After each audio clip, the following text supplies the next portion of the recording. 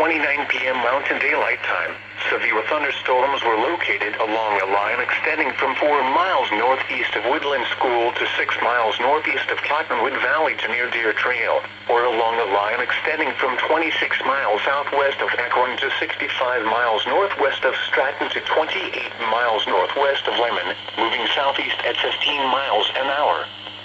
Hazard, 60 miles an hour wind gusts and quarter-size hail. Source, radar indicated.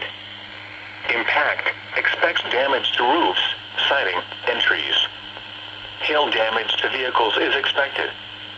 Locations impacted include Deer Trail, Thurman, Anton, Agate, Woodland School, Cottonwood Valley, Lemon, and Last Chance.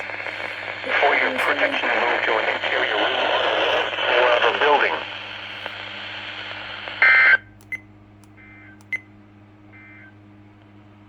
This is NOAA All Hazards Radio.